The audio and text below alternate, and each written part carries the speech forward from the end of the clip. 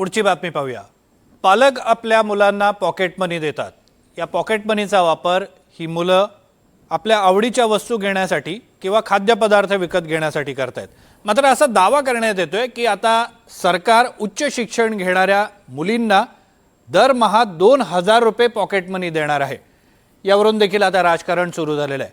या दाव्यामध्ये किती तथ्य आहे, कोण कोण याबद्दल काय काय म्हणतंय पाहूया।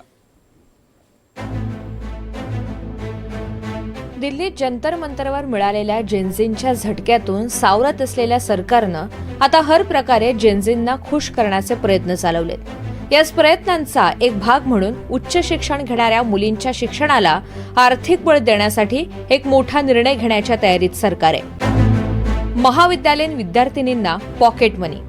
उच्च आणि तंत्र शिक्षण विभागाकडून महाविद्यालयीन विद्यार्थिनींना दरमहा 2000 रुपये पॉकेट मनी देण्याचा प्रस्ताव विचाराधीन असल्याची माहिती समोर आली आहे। कमवा आणि शिका या संकल्पनेच्या धर्तीवर ही योजना राबवण्याचा विचार सुरू आहे। उच्च शिक्षणातील मुलींची संख्या वाढवणं, आर्थिक अडचणी कमी करणं आणि त्यांचा आत्मविश्वास वाढवणं हा या योजनेचा मुख्य उद्देश असल्याचं कळतंय।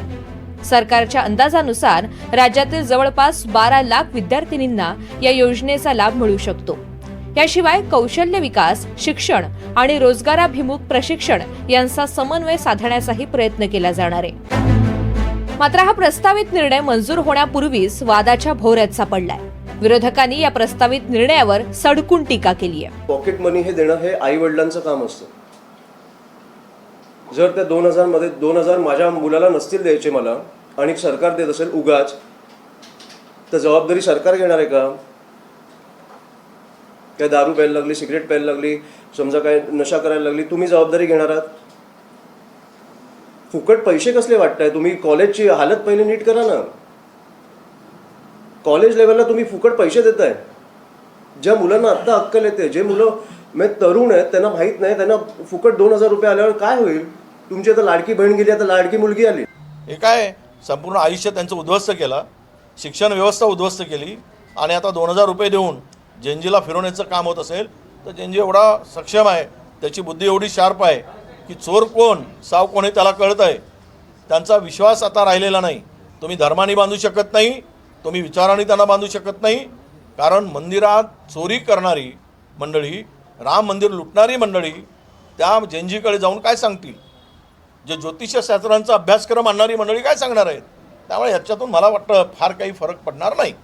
काही 2000 रुपये पॉकेट मनी किंवा इतर काही ज्या गोष्टी आहेत त्या कराव्या का नाही कराव्यात ते थम्पिंग मेजॉरिटी जवळ आहेत, ते शासनाने ठरवावं।